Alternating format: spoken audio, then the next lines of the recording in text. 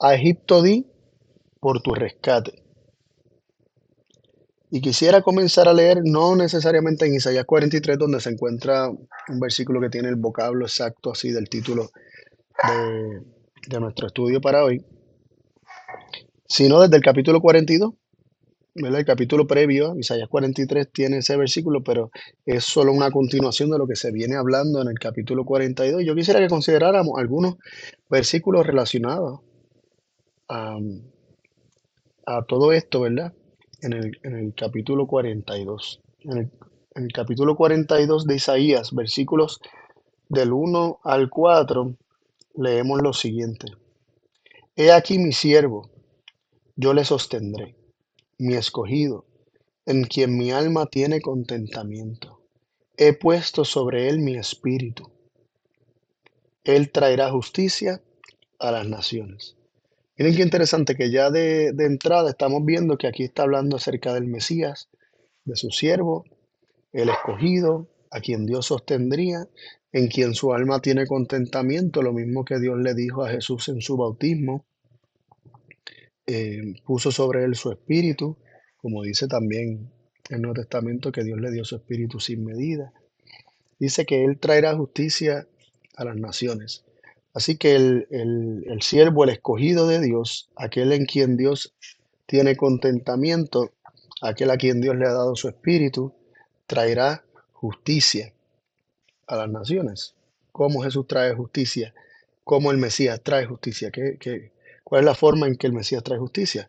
Vamos a seguir viendo en los versículos que siguen. Dice, no gritará, ni alzará su voz, ni la hará oír en las calles. Así que Él trae justicia no gritando, no piqueteando, no protestando, no creando bullicio. Dice que no gritará ni alzará su voz, ni la hará oír en las calles. Interesante. Esa no sería la forma en que Jesús, en que el Mesías traería justicia, ni la trajo, sino de una forma distinta. Y sigue diciendo, no quebrará la caña cascada, ni apagará el pábilo que humeare. Por medio de la verdad traerá justicia. ¿Qué significa esto de que Él no quebrará la caña cascada? Significa una caña, un tallo, que normalmente de una planta que tiende a ser, el tallo tiende a ser como hueco por dentro, eso es una caña, pero cascada significa desgastado.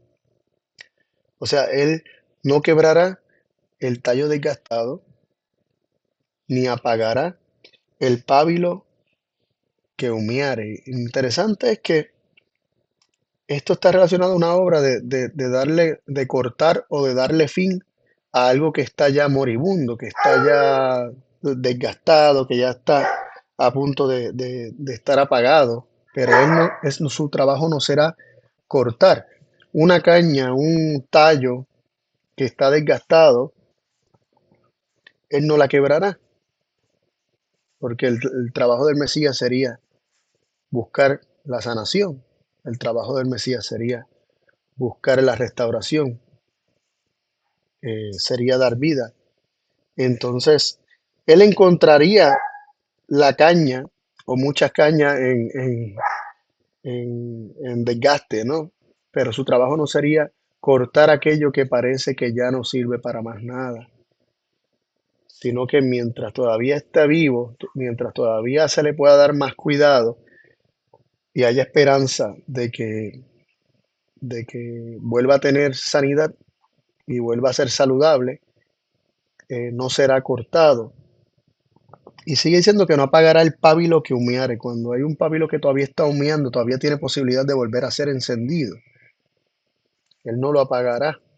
Su trabajo no sería darle fin a eso. Cristo se encontraría con personas espiritualmente casi apagadas, espiritualmente casi moribundas, una nación que estaba en esa condición, pero el trabajo de Cristo no sería apagarlo. Y esto es interesante porque, por ejemplo, nosotros tenemos dentro de los 12 discípulos que seguían a Jesús, que anduvieron con Jesús, que, que estaban muy de cerca con él, Había uno en particular, Judas, a quien, ¿verdad? No lo recordamos por lo bueno, sino por lo malo, eh, que era posiblemente un pábilo que humeaba, que era posiblemente una caña que estaba desgastada, estaba en unas condiciones terribles. Jesús conocía todo esto desde el principio, se nos dice que él sabía lo que había en Judas y las cosas que hacía Judas y lo que estaba en su corazón hacer. Pero no por eso Jesús lo cortó, no por eso Jesús lo desprendió de sí, no por eso Jesús lo alejó de su persona. eh, Hasta cierto punto para, ¿verdad? Para evitar que contaminara a otro, para evitar que él mismo o sea, que afectara a Jesús, sino que él lo colocó en una posición y lo mantuvo en una posición donde él todavía podía ser restaurado y donde él todavía podía volver a ser encendido. Así que Judas es un ejemplo de esta caña cascada que no sería quebrantada, ni ese pábilo que humeaba, que no sería apagado. Cristo no vino a apagar eso, ni a cortar nada. Así que es interesante esta obra del Mesías tal como se describe aquí. Dice que por medio de la verdad traería justicia. Así que su trabajo sería revelar la verdad para poder traer justicia, para volver a encender el pábilo, para volver a darle salud a la caña. Sigue diciendo, no se cansará ni desmayará hasta que establezca en la tierra justicia, y las costas esperarán su ley. Aquí se nos dice que no desmayaría, que no pararía, que no se detendría hasta que estableciera la justicia en la tierra. Y sigue diciendo más adelante en el versículo 6, yo Jehová te he llamado en justicia. Esto ya Dios hablándole directamente al Mesías. Yo Jehová te he llamado en justicia y te sostendré por la mano. Te guardaré y te pondré por pacto al pueblo, por luz de las naciones, para que abran los ojos a los ciegos, para que saques de la cárcel a los presos y de casas de prisión a los que moran en tinieblas. Es interesante cómo Jesús mismo, cuando Juan el Bautista le, cuando Juan el Bautista le había mandado a preguntar si él era el que esperaban o habría de venir otro, Jesús sanó personas, libertó oprimidos por el diablo, este, les predicó el evangelio a los pobres. Todo esto lo vieron los mensajeros de Juan y Jesús los envió de vuelta a Juan diciendo, vayan y díganle lo que han visto y lo que han oído. Y comienza a decir precisamente los ciegos están viendo, los oprimidos, ¿verdad? Son libertados, etcétera. Así que Jesús estaba citando esta obra del Mesías, no solamente con sus palabras, sino también estaba dándole cumplimiento con sus acciones. Y, y sigue diciendo, y guiaré a los ciegos por camino que no sabían, les haré andar por sendas que no habían conocido, delante de ellos cambiaré las tinieblas en luz y lo escabroso en llanura. Todo esto era obra del Mesías. Todo esto era obra del Mesías y nos sigue diciendo, estas cosas las haré y no los desampararé. Dios haría todo esto por su pueblo. Específicamente les mandaría a Mesías para que hiciera esta obra para beneficio del pueblo. Y sigue diciendo en el versículo 20, a ver, el versículo 21, dice, Jehová se complació por amor de su justicia en magnificar la ley y engrandecerla. La obra de Cristo sería una obra de magnificar la ley y engrandecerla por amor a la justicia. Y sigue diciendo más, este es pueblo saqueado. ¿En qué condición estaba el pueblo? ¿No era acaso en condición de caña cascada y de pabilo que humeaba? Mas este pueblo es saqueado y pisoteado, todos ellos atrapados en cavernas y escondidos en cárceles. Son puestos para despojo y no hay quien libre. despojados y no hay quien diga restituid. ¿Quién de vosotros oirá esto? ¿Quién atenderá y escuchará respecto al porvenir? Hay una profecía, se está hablando acerca de una obra de restauración, de una obra de liberación, de una obra milagrosa de rescatar al pueblo. Sin embargo, la condición actual del pueblo parece estar en un estado donde no se ve que pueda haber una obra tal como la que se dice que el Mesías haría. Y en este contexto es que viene lo que aparece en el capítulo 43 de Isaías, donde se nos dice en el versículo 1, así dice Jehová, ¿verdad? Vamos a leer del 1 al 3. Así dice Jehová, creador tuyo, oh Jacob, formador tuyo, oh Israel.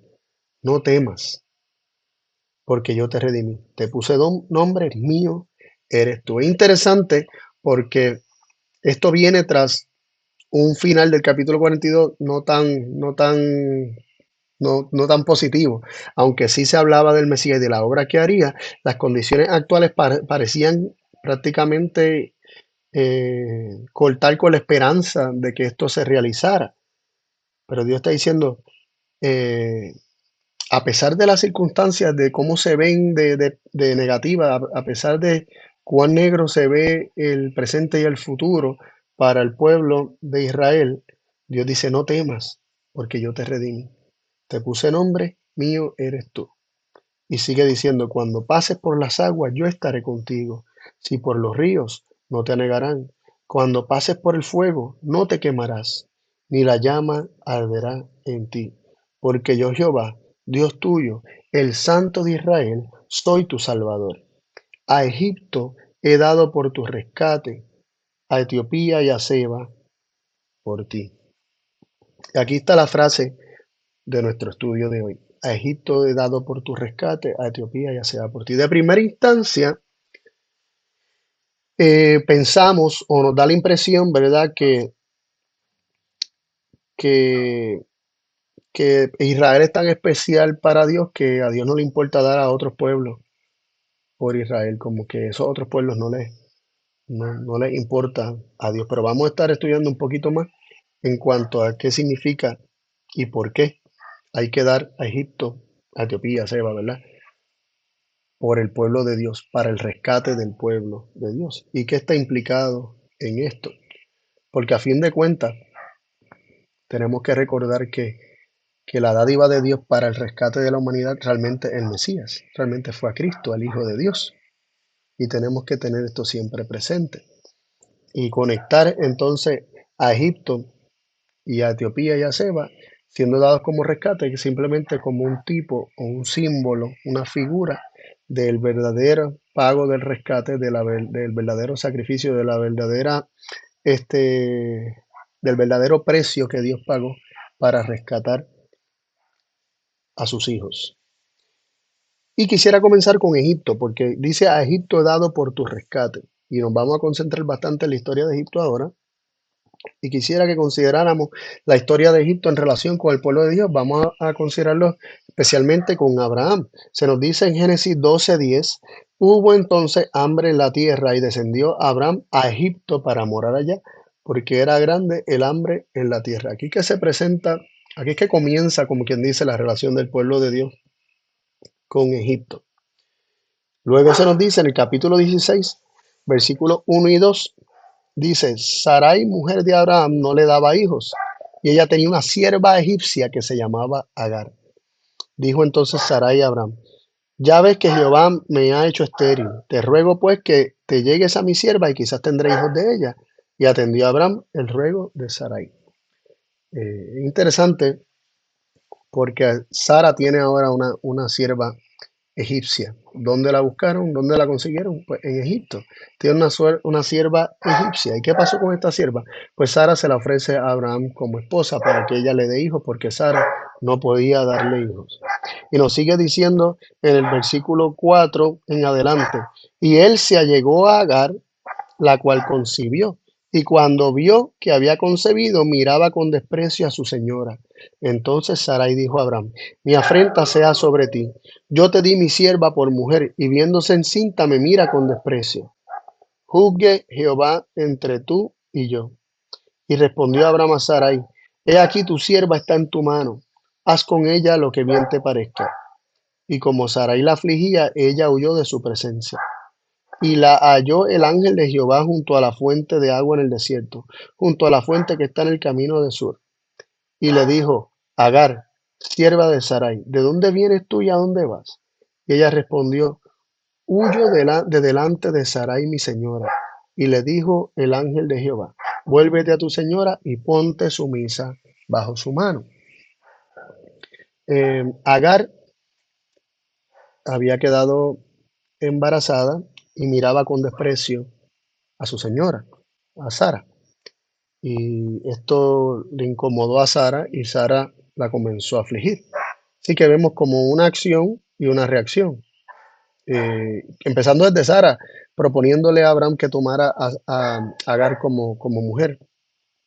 Este, vemos que eso desató una reacción en cuanto a que su sierva ahora miraba con desprecio a Sara y la miraba como, ¿verdad? Como posicionándose por encima de ella, pero entonces Sara la comenzó a afligir, entonces esto hizo que ella huyera, pero en su huida, Dios le dice por medio de, ¿verdad? Del ángel de Jehová, que muy posiblemente este ángel era Cristo, el Hijo de Dios. El ángel de Jehová le dijo, vuélvete a tu señora y ponte sumisa bajo su mano. Le dice, tienes que sujetarte a tu señora. Así que Sara, que, que tenía esta sierva egipcia, eh, era despreciada por su sierva, por la egipcia, por Egipto, por decirlo de esa forma, y comenzó a afligirla, y ésta huyó y se le manda a Agar a estar sujeta a Sara, a la egipcia, a la sierva egipcia se le manda a estar sujeta a Sara. ¿Y qué pasó después? Pues pasaron los años, Agar tuvo a Ismael, y pasaron no solamente 13 años, posiblemente eh, como 13 años le llevaba Ismael a Isaac, o sea, habían pasado más años cuando llegó el tiempo del destete de Isaac. ¿Y qué pasó con esto? El hijo de la egipcia eh, perseguía y molestaba a, a Isaac, el hijo de Abraham y de Sara. Leemos en Génesis 21, versículos 2 y 3, y luego del 8 al 10 y luego el 12, dice, y Sara concibió y dio a Abraham un hijo en su vejez en el tiempo en que Dios le había dicho, y llamó a Abraham el nombre de su hijo que le nació, que le dio a luz Sara, Isaac, y creció el niño y fue destetado, e hizo Abraham gran banquete el día en que fue destetado. Isaac, y vio Sara que el hijo de Agar, la egipcia, el cual ésta le había dado a luz a Abraham, se burlaba de su hijo Isaac. ¿Por qué tanto énfasis en decir que Agar era egipcia y seguir hablando de la egipcia y de la egipcia y de la egipcia? Ya mismo vamos a ver por qué. Aquí vemos a Egipto eh, primero menospreciando a Sara y luego menospreciando al hijo de Sara, a Isaac. Dice, por tanto, dijo a Abraham, que le dijo Sara, echa a esta sierva y a su hijo, porque el hijo de esta sierva no ha de heredar con mi hijo Isaac. Entonces dijo Dios a Abraham, no te parezca grave a causa del muchacho y de tu sierva. En todo lo que te dijere Sara, oye su voz, porque en Isaac te será llamada descendencia. Llegó el momento donde Dios le dice, lo que Sara te está diciendo, hazlo. Había que echar fuera a la egipcia, había que echar fuera a Ismael, había que echar fuera a aquel que estaba persiguiendo a Isaac, al hijo de la promesa, al hijo en el cual le sería llamada descendencia a Abraham. Y esto es interesante porque vemos desde este punto, estamos viendo ya a Egipto persiguiendo a Abraham y a su descendencia. De hecho, esto le había sido profetizado a Abraham tiempo antes. En el capítulo 15 de Génesis se nos dice en el versículo 13 y 14, entonces Jehová dijo a Abraham, ten por ciento que tu descendencia morará en tierra ajena y será esclava allí y será oprimida 400 años, mas también a la nación a la cual servirán juzgaré yo y después de esto saldrán con gran riqueza. Así se le profetiza a Abraham que su descendencia, vimos que Dios le dice que en Isaac le sería llamada descendencia, que su descendencia sería oprimida 400 años. Y de hecho, el tiempo que luego se nos dice que transcurrió desde esta promesa, desde Génesis 15, hasta que el pueblo salió de Egipto, de la opresión de Egipto, fueron 430 años. 430 años exacto. Y, y cuando nosotros hacemos los cálculos, nos damos cuenta que para que den 430 años, el tiempo de la opresión de Egipto tiene que haber comenzado con la opresión de Ismael sobre Isaac. Realmente el tiempo que pasó el pueblo, los descendientes de Jacob en Egipto, fueron casi 200 años, menos de 200 años. Pero la opresión de Egipto comenzó desde que Ismael estaba persiguiendo a Isaac. Es muy interesante considerar esto. Y se nos dice en Gálatas 4:28 al 30, dice, así que hermanos, nosotros como Isaac somos hijos de la promesa, pero como entonces el que había nacido según la carne perseguía al que había nacido según el Espíritu, así también ahora. Mas, ¿qué dice la Escritura? Echa fuera a la esclava y a su hijo, porque no heredará el hijo de la esclava con el hijo de la libre. Era necesario dejar ir la esclava, era necesario dejar ir al perseguidor, era necesario soltar, echar fuera al perseguidor por el bien del perseguido. Era necesario este, dejar ir al esclavo, al que está en la carne, para preservar al que está en el espíritu. Yo quiero que consideremos esto también para aplicarlo a la historia de Egipto. También Jesús dijo en Juan 8:35, y el esclavo no queda en casa para siempre, el hijo sí queda para siempre. El que es esclavo, el que está en la carne, según lo que vimos en el libro de Gálatas, no queda en casa para siempre. Llega el momento en que es echado fuera, pero el hijo sí queda en la casa para siempre, permanece. Entonces, cuando nosotros vamos a examinar la historia del pueblo de Israel en Egipto, vemos que ellos estaban siendo oprimidos. Y es descrito de la siguiente forma en el capítulo 3, solamente el capítulo 3, aunque hay más en otras partes de la Biblia y en otros capítulos del mismo Éxodo, pero el capítulo 3, versículos del 7 al 10, son suficientes para nosotros ver lo que el pueblo estaba experimentando en Egipto. Dice, dijo luego Jehová, bien he visto la aflicción de mi pueblo que está en Egipto, y he oído su clamor a causa de sus exactores, pues he conocido sus angustias y he descendido para librarlos de manos de los egipcios y sacarlos de aquella tierra a una tierra buena y ancha, a tierra que fluye leche y miel, a los lugares del cananeo, del eteo, del amorreo, del fereceo, del heveo y del jebuseo. El clamor, pues, de los hijos de Israel ha venido delante de mí, y también he visto la opresión con que los egipcios los oprimen. Ven, por tanto, ahora, y te enviaré a Faraón para que saques de Egipto a mi pueblo, los hijos de Israel. Dios se propone libertar a su pueblo, darle cumplimiento a lo que había prometido a Abraham, y lo hace teniendo en cuenta la opresión que el pueblo egipcio estaba teniendo sobre Israel. Muy, muy, muy interesante. Entonces, ¿cómo se da este proceso de liberación? Nosotros lo hemos considerado en temas como la mano de Dios sobre Egipto. Hace poquito tuvimos el tema del el juicio de Egipto y estuvimos viendo que los egipcios que se habían elegido a otros dioses, y aunque Dios trató de revelarse a ellos, ellos eligieron a otros dioses y finalmente son entregados en manos de esos dioses, y ese fue su juicio, esa fue la verdad que ellos eligieron, ese fue, o sea, los resultados fueron que de la destrucción de Egipto, ese resultado fue el efecto de las decisiones de ese pueblo, fueron los efectos de ellos haberse elegido a otros dioses que la palabra de Dios nos dicen que son demonios y finalmente a esos mismos demonios son entregados.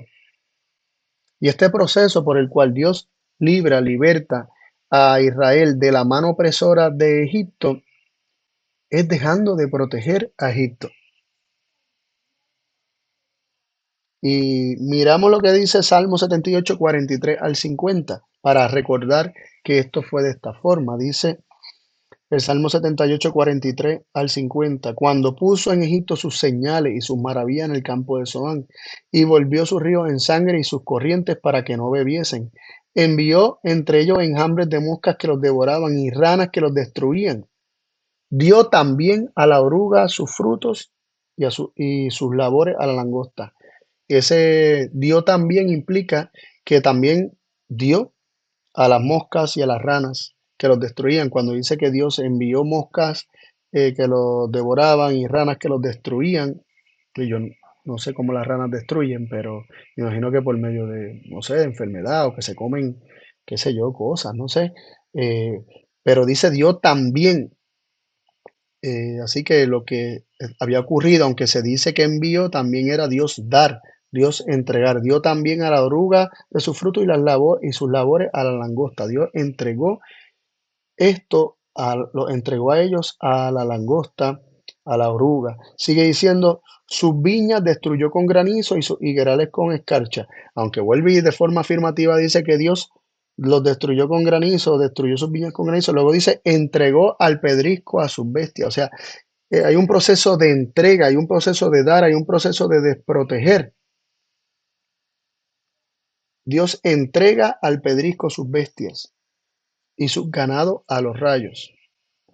Es decir, no hubo esta protección, más bien hubo una desprotección. ¿De qué forma Dios lo hizo? Dios lo hizo quitando su poder protector de Egipto. Sigue diciendo, envió sobre ellos el ardor de su ira, enojo, indignación y angustia, un ejército de ángeles malos. Es interesante porque dice que Dios envió ángeles malos, pero sabemos que los ángeles malos no vienen de Dios. Y es que la palabra que dice que envió sobre ellos el ardor de su ira, es una palabra que también significa soltó, liberó. Y lo que ocurrió con los ángeles malos fue que fueron liberados. Y esto mismo nos habla Apocalipsis capítulo 7, donde nos habla de los ángeles de Dios aguantando los vientos y recibiendo instrucción de aguantar los vientos o de soltar los vientos. Y sigue diciendo en el versículo 50, dispuso camino a su furor, no eximió la vida de ellos de la muerte, sino que entregó su vida a la mortandad. Dios le entrega la vida de los egipcios, especialmente de los primogénitos, a la mortandad, a la pestilencia. Y no los eximió, no los libró. ¿Cómo Dios los destruyó? No eximiéndolos, no librándolos, entregándolos a la pestilencia y a la mortandad. Significa que Dios los tenía, pero los entrega a eso. Y es interesante considerar esto en relación a las palabras que veníamos considerando de Isaías 43, donde se nos dice, a Egipto he dado por tu rescate. Para rescatar a Israel, para rescatar a su pueblo, Dios tuvo que entregar a Egipto. Pero nos hacemos la pregunta, ¿fue esto la voluntad de Dios? ¿Esta era la única forma en que Dios podía librar a Israel? ¿De qué forma Dios estaba buscando librar a Israel? Vamos a recordar la historia. Dios acercándose a Faraón, pidiéndole que por favor deje a su pueblo ir. Y revelándole una y otra vez que Dios es el protector, que Dios es el único que puede proteger, que sus dioses en los que él buscaba protección no lo podían proteger, que esos dioses nada eran, que no tenían poder protector. Y Dios le llega a decir en el capítulo 9 de Éxodo a Faraón que él lo ha mantenido con vida para mostrarle su poder, para revelar su nombre, su carácter. Dios quería que los egipcios conocieran. Dios quería salvar a los egipcios. Cuando vino granizo, Dios les avisa para que escondan todas las cosas, para que no sufran, pero no le hacían caso a la palabra de Dios y sufrían pérdida enorme. Vemos que esta no era la forma en que Dios quería rescatar a Israel. Pero por la dureza de corazón de Egipto, Dios tuvo que darles, en su perfecto y santo juicio y justo juicio, Dios tuvo que darle lo que ellos pedían. Tuvo que darle el libre albedrío que ellos estaban eligiendo. Tuvo que darles sus dioses. Tuvo que entregarlo a sus propios dioses, que son demonios, que son ángeles destructores, que hacen una obra terrible, ¿no? Y no pueden librar, no tienen poder para salvar. Y, y esto es muy triste porque sabemos que la historia de Egipto pudo haber sido distinta si no hubiesen endurecido su corazón. El país quedó destruido y esto implicó el rescate para Israel. Y, y nos hacemos la pregunta, o sea, ¿cuál es la actitud de Dios en este proceso? Como dijimos al principio, ¿acaso Dios no le importaba lo que pasaba con Egipto? Sí, vemos que sí le importaba porque Dios estaba buscando salvarlo en todo el proceso. Dios estaba buscando que ellos lo reconocieran y que voluntariamente dejaran ir a su pueblo y así Dios también podría seguir protegiéndolo y se daba a conocer a ellos y capaz que se convertía la nación, pero esto no ocurrió. Entonces Dios los tiene que entregar a su elección, pero entregarlos a su elección era entregarlos también a la muerte. Y hacemos de nuevo la pregunta, ¿acaso Dios está diciendo que Israel vale mucho cuando dice que Egipto di por tu rescate? Es como que yo los menosprecié a ellos y a ti te valoré. ¿Es eso lo que Dios está diciendo? ¿O realmente está tratando de dejar saber cuánto vale Israel para Dios, comparándolo con el valor de Egipto para Dios? Porque si yo te digo que yo te amo tanto que voy a darte un lápiz, pues es como que estoy comparando tu valor para mí, mi amor por ti, con algo que no sé, no es tan valioso. Pero si yo te digo que voy a dar una nación, pues tú podrías decir, wow, va a dar una nación por mí, significa que valgo mucho para él, pero con todo y eso, si tú piensas que esa nación Dios no la ama y que Dios no la valora, pues entonces tampoco sirve de mucho para decirte que te ama. Realmente Dios está dejándole saber a su pueblo, cuando él dice a Egipto, di por tu rescate, que tú vales tanto para mí como Egipto. O sea, está equiparando el valor de su pueblo con el valor de Egipto. Y es interesante considerar la experiencia y lo que siente Dios en cuanto al proceso de entregar a Egipto. Se nos dice en Apocalipsis 11:8, y sus cadáveres estarán en la plaza de la grande ciudad que en sentido espiritual se llama Sodoma y Egipto, donde también nuestro Señor fue crucificado. Aunque aquí se está hablando proféticamente de un proceso en el cual eh, Francia revolucionaria cumpliría esta profecía de Apocalipsis 11, se nos dice que en Sodoma y en Egipto Cristo fue crucificado. O sea, las características de Egipto y Sodoma están vinculadas no solamente con Francia revolucionaria, sino que están vinculadas con la cruz. Cristo fue crucificado en Sodoma y en Egipto. ¿Cómo Cristo fue crucificado en Egipto? No solamente con el rechazo, sino al tener que entregar Dios a Egipto en manos del destructor. Y esto es bien interesante, ya mismo vamos a leer unos versículos sobre esto, pero quiero que consideremos cuál es la actitud de Dios al tener que entregar a Egipto. Y esto está vinculado con Sodoma también.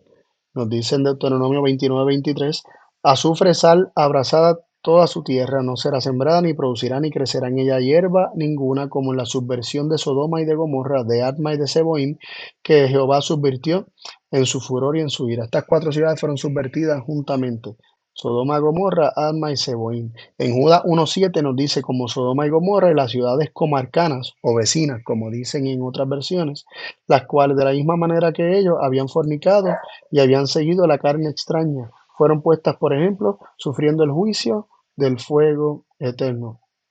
Sodoma y Gomorra y las ciudades vecinas que de la misma forma que Sodoma y Gomorra habían fornicado y habían seguido carne extraña, todas experimentaron el juicio del fuego eterno.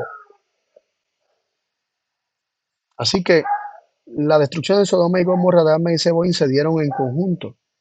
Y se nos dice de la, de la entrega, ¿verdad? Del proceso por el cual Adma y Zeboim, que son parte de esa subversión que se dio con Sodoma y Gomorra también, se nos dice y se nos describe en Osea 11:8 el sentimiento de Dios al tener que entregar. Dice en Osea 11:8, ¿cómo tengo de dejarte, oh Efraín? ¿He de entregarte yo, Israel? ¿Cómo podré yo hacerte como Alma y ponerte como Seboim? Mi corazón se revuelve dentro de mí. Inflámanse todas mis conmiseraciones, o se inflama toda mi compasión, como dice otras versiones. ¿Qué está diciendo comparando lo que iba a hacer con Israel con lo que había ocurrido con Alma y Seboim y por lo tanto con Sodoma y por lo tanto con Egipto? En este proceso Cristo es crucificado. En este proceso, el corazón de Dios está experimentando un dolor terrible al tener que entregar,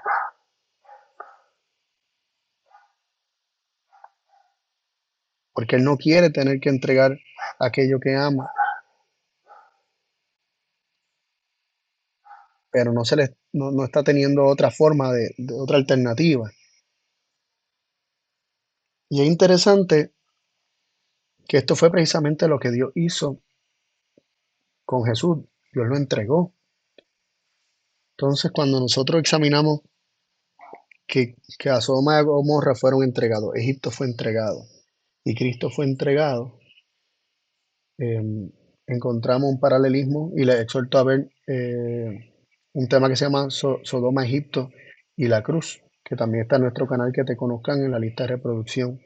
Eh, no sé si esa es del Resplandor de su Gloria, pero pueden buscarlo así, Sodoma, Egipto y la cruz, en el canal que te conozcan en YouTube. Eh, y se hace un paralelismo entre lo que ocurrió en estos tres eventos, en la destrucción de Sodoma y Gomorra, en la destrucción de Egipto, ¿verdad? Y la muerte de los primogénitos específicamente, y en la crucifixión de Cristo. Nos dice en Romanos 8:32, quien, quien no escatimó ni a su propio Hijo, sino que lo entregó por todos nosotros, ¿cómo no nos dará juntamente con Él todas las cosas? Dios no se reservó ni a su propio Hijo, sino que lo entregó. ¿Qué fue lo que hizo Dios? Lo entregó. De la misma manera que entregó a Egipto, de la misma manera que entregó a Sodoma y a Gomorra, a Adma y a Zeboim. Y nos dice en Mateo 46, perdón, 26:45, entonces vino a sus discípulos y díceles, dormid ya y descansad. Aquí ha llegado la hora y el Hijo del Hombre es entregado en manos de pecadores. Y en Lucas 22:53 dice, habiendo estado con vosotros cada día en el templo, no extendisteis las manos contra mí, mas esta es vuestra hora y de la potestad de las tinieblas. Cristo fue entregado por Dios su Padre. ¿En manos de quién? En manos de los hombres y de la potestad de las tinieblas. Manos de hombres pecadores y de la potestad de las tinieblas. ¿Y cómo se manifestó? ¿Qué era lo que Dios sentía? Estuvimos viendo ahora mismo que en relación a Dios entregar, por ejemplo, a su pueblo, que en ocasiones lo tuvo que hacer, eh, decía que su corazón se revolvía dentro de él y se inflamaba toda su compasión. Era como un fuego dentro de él, porque él no quiere entregar, pero no le queda de otra. Y dice, en cuanto a lo que ocurrió en la crucifixión de Cristo, Mateo 27:45 dice, y desde la hora sexta fueron hechas tinieblas sobre toda la tierra hasta la hora nona, hasta la hora novena.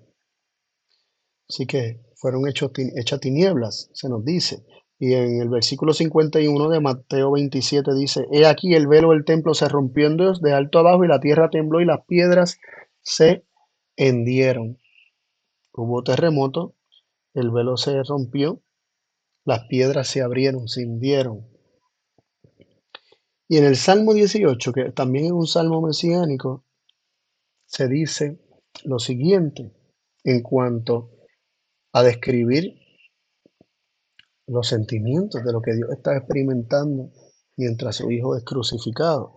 Dice Salmo 18, 6 al 11, En mi angustia invoqué a Jehová y clamé a mi Dios. Él me oyó desde su templo y mi clamor llegó delante de él, a sus oídos. La tierra se estremeció y tembló, se conmovieron los cimientos de los montes y se estremecieron porque se indignó él. Humo subió de su nariz y de su boca fuego consumidor.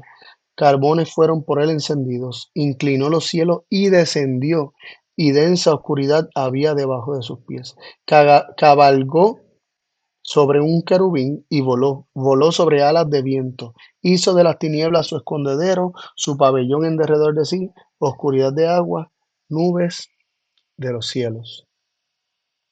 Dios estuvo ahí en la cruz. Dios estaba cubierto de tinieblas y se describe lo que pasaba en su ser porque estaba indignado.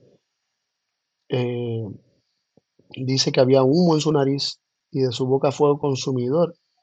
Se habla de carbones encendidos. Todo esto está describiendo el dolor de la entrega, el dolor de la entrega, el dolor del sufrimiento de tu hijo, de aquel a quien amas. Y esto también está describiendo lo que Dios sintió al tener que entregar a Egipto.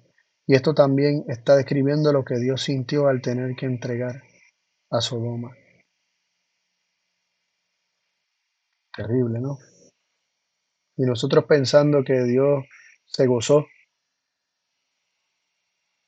en lo que hizo en Egipto y lo que ocurrió en Sodoma. Dios estaba entregando con dolor. Y de ahí que entonces cobre sentido que Dios le diga al pueblo de Israel que es valioso para él. Porque a mis ojos fuiste de gran estima, dice el versículo siguiente. Porque vale mucho para mí. Entregué a Egipto, entregué a mi hijo, entregué a Sodoma.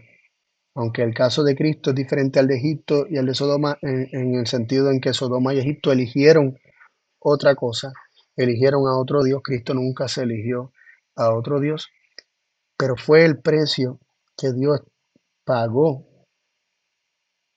para poder librar a su pueblo. En el caso de Sodoma, Lot es librado y Sodoma perece. En el caso de Egipto, Israel es librado y los primogénitos de los egipcios perecen y muchos egipcios perecieron en todas las plagas que se estuvieron manifestando. Toda la nación no pereció, pero quedó seriamente lastimada. Y entonces tiene a Cristo, que Dios también lo da por el rescate de su pueblo, por el rescate del hombre en general, para dejar saber cuánto valemos para Él. Pero en todo este proceso, Dios está experimentando la cruz, Dios está negando a sí mismo, Dios está entregando aquello que ama. En unos casos porque elegían estar separados de Él, en el caso de Cristo, porque Cristo mismo eligió eh, la cruz, ¿no? Eligió la cruz y eligió revelar la gloria de Dios por medio de la cruz.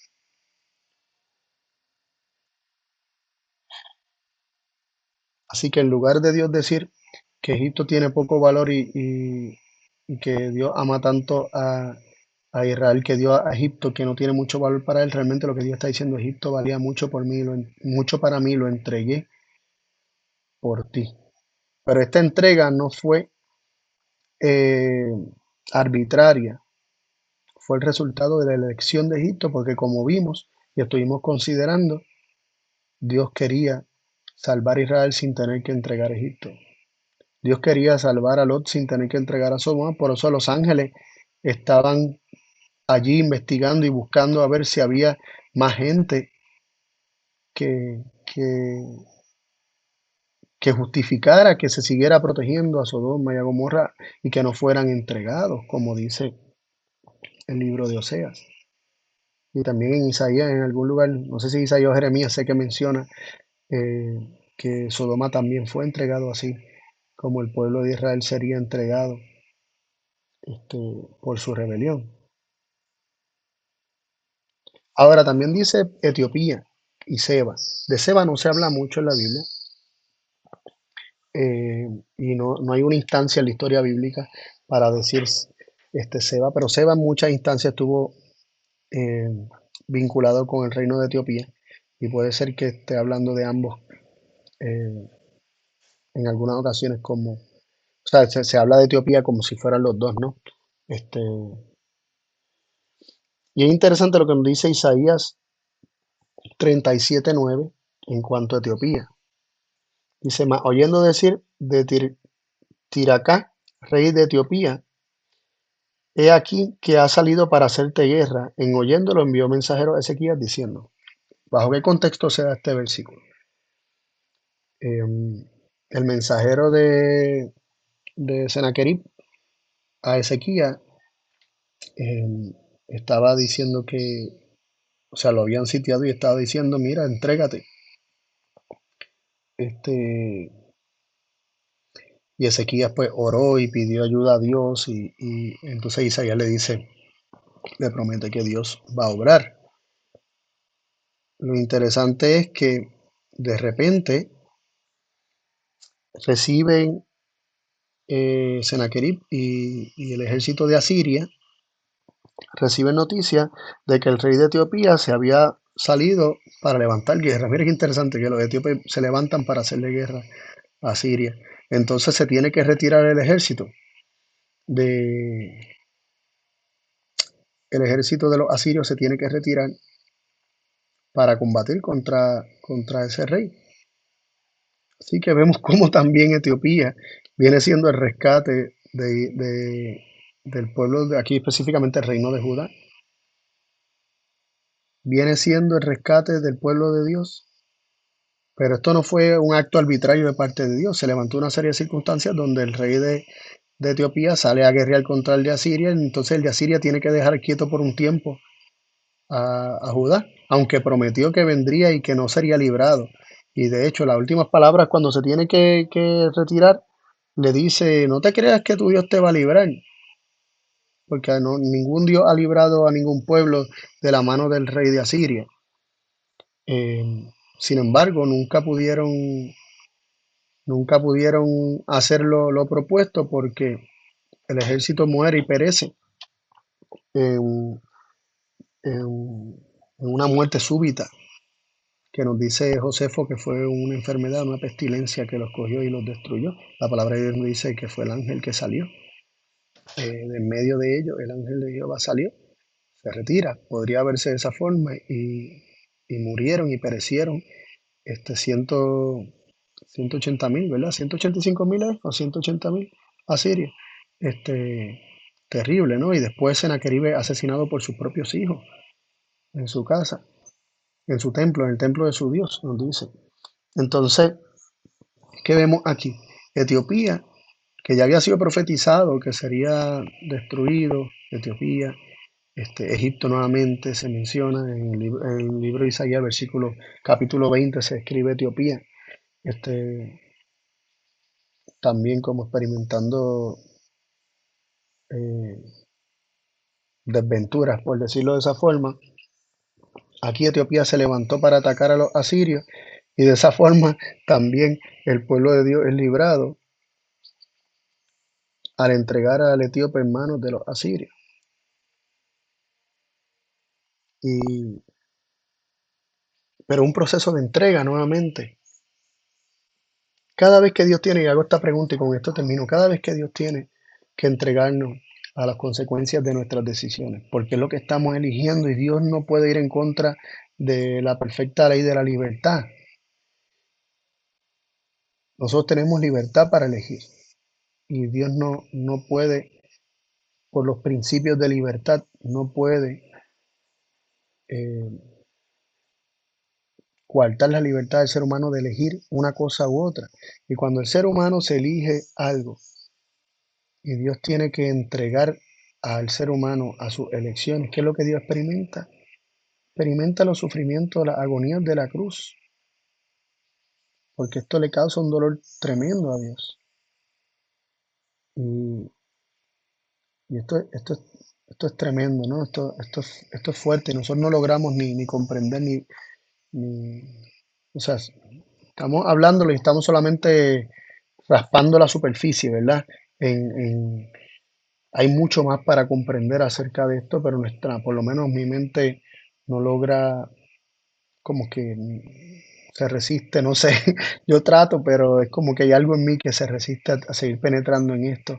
Y es que el dolor, lo que es la cruz verdadera, lo que es el dolor del Padre, em, al ver toda la miseria que hay en este mundo y todo el dolor que hay en este mundo y la elección del hombre de constantemente elegirse para sí caminos de muerte, esto es un dolor profundo para Dios. Y el dolor es paralelo, podríamos decir, es relativo al amor que Él tiene por cada uno de nosotros. Así que cuando nosotros escuchamos que a Egipto di por tu rescate, no pensemos que a Dios le fue le fue fácil entregar a Egipto. Es comparado con la crucifixión de Cristo, es comparado con el dolor de Dios entregando a Cristo en la cruz. Y, y es el dolor de un padre que tiene que entregar a un hijo. Dios sintió dolor al entregar a Cristo en la cruz, un dolor increíble, un dolor que se describe como fuego interno dentro de Dios.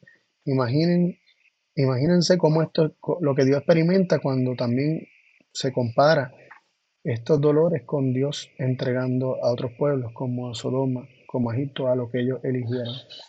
Piensen en el dolor de Cristo, que Cristo reveló cuando a los suyos vino, los suyos no le recibieron, a los que él quería proteger, a los que él quería salvar, realmente lo iban a crucificar y Cristo lloró sobre Jerusalén, porque él sabía cuál sería el fin de su camino, cómo terminaría su camino, que comenzó con el rechazo, ese camino que comenzó con el rechazo y la resistencia a su espíritu.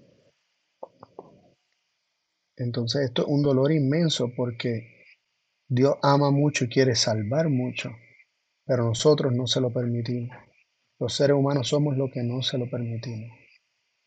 No, esto no fue un negocio de Dios con Satanás, donde, pues yo te doy a Egipto y tú me das a mi pueblo. No, no. Había un pueblo que, que Dios se propuso libertar, que todavía no habían, eh, aunque eran pecadores, no habían sellado su rebelión. Sin embargo, había otro pueblo que sí estuvo sellando su rebelión y endureciendo su corazón a tal punto en que Dios no pudo protegerlos más. Este fue Egipto. Y a Egipto Dios dio por rescate de Israel porque hubo que entregar a aquel que perseguía y oprimía a la descendencia de Dios, al remanente de Dios, aquel que Dios este, le había prometido que sería luz para las naciones. Y así mismo será en el fin del tiempo. Dios tendrá un remanente que será perseguido. Pero cuando venga destrucción y vengan las plagas postreras y todo eso, esto implicará una cruz para Dios porque es la entrega de aquellos a quienes Él ama, pero no puede hacer otra cosa que entregarlo a lo que ellos han elegido. Y entregar a los malvados implicará el rescate de, de aquellos que se dejaron justificar y se dejaron transformar por Dios, de ese remanente que siga al Cordero por donde quiera que va.